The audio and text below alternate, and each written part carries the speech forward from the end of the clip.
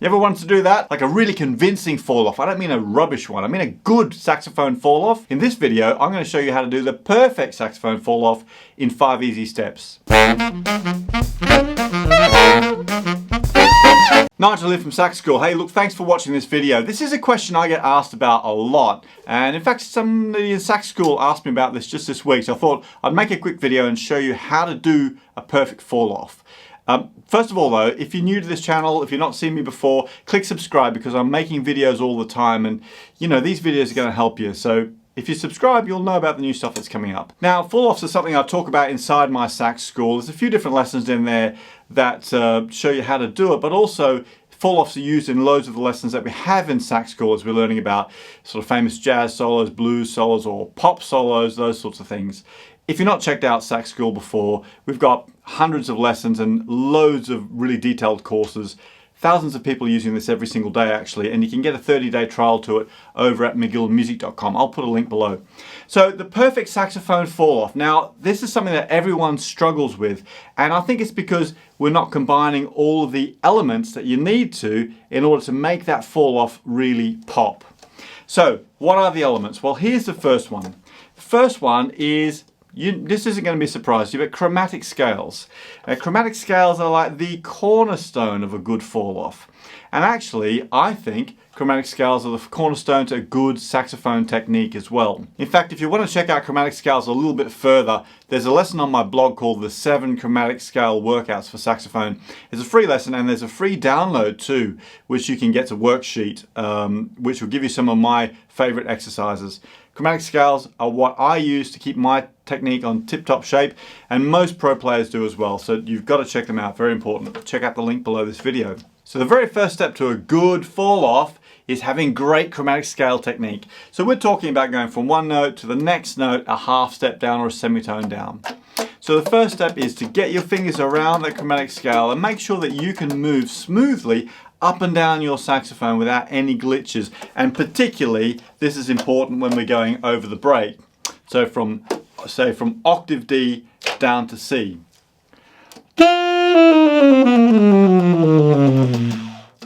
You need to be able to move down smoothly. So let's say in our exercise today we're going to start with a fall off from the note high B, so B with our octave key on. So the first step is to be able to hit that B and then go down in a smooth chromatic scale.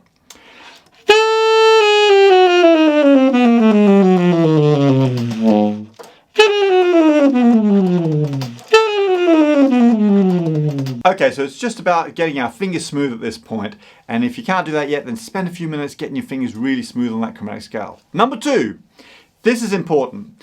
As we get lower on our fall off, we need to get softer. Sounds obvious, but most of us forget to do this. So as we're starting on that, high B and then we're going down a chromatic scale, we've got to get softer as we're getting lower. And that means using less air. That means controlling the sound, but using less air to get the volume down. I'll show you what I mean. Okay, so I'm starting louder, I'm getting softer as I go down. Point number 3, this is an important one. The first note is the loudest note in a fall off. Sounds obvious again, but most of us forget to do this. So you've got to make sure that very first note that you hit, that is the most important note. That's the money note in a fall off. And you must make that the loudest note in your fall off. So we're getting softer as we're going down, but we're starting at our loudest point. So if you're drawing it as a graph, you're starting loud and then you're getting softer, right? The whole thing is coming down like this. So let's do it again. So from a high B.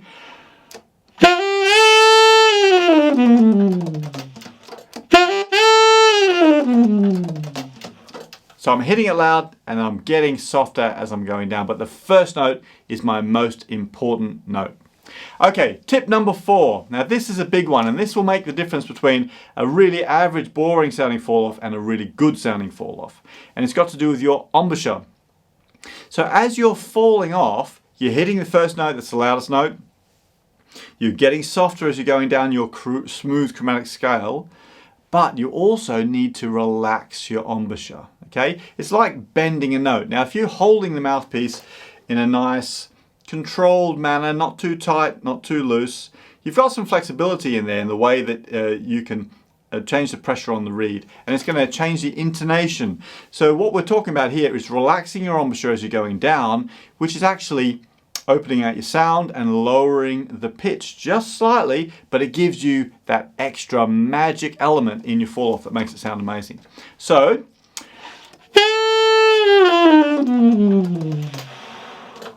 my jaw's starting up here and I'm dropping it down. You can hear the pitch going down there, but if I'm doing that movement while going down my chromatic scale, while starting loud and getting softer, then you're on a winner. So let's try those 4 elements together so far. So a smooth chromatic scale going down.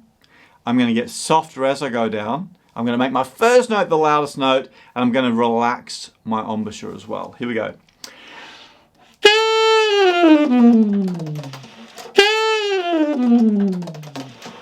Okay, the 5th element, the final piece of the puzzle, and this is a really, really important one. When you're going down your fall off, you've got to follow through with your fingers. Now, I talked about getting softer as you're going down, but there's going to be a point where you can't hear the notes anymore.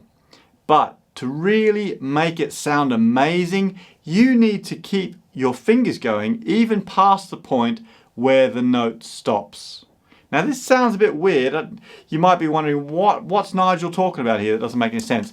But what you're creating there is a follow through in the line of the fall off. Now this makes a lot more sense for a long fall off. There's going to be instances where you're playing where you've got to do a really short fall off. But there's going to be times where you have to do a long fall off. And it's those long fall offs I'm really talking about.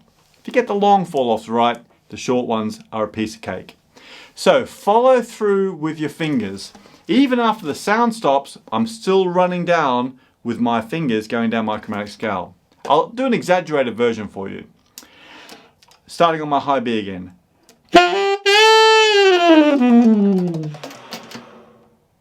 Now my sound ended about the low E, but I went with my fingers right down to low B, and it gives a continuity into the fall off that really makes it sound amazing.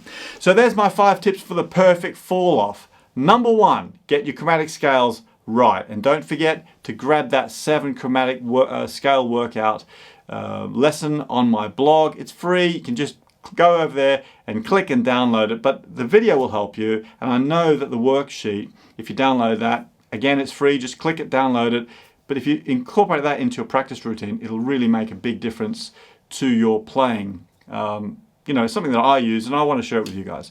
So number 1, chromatic scales, get them mastered. Number 2, you get softer as you go down. Number 3, the first note is the loudest note.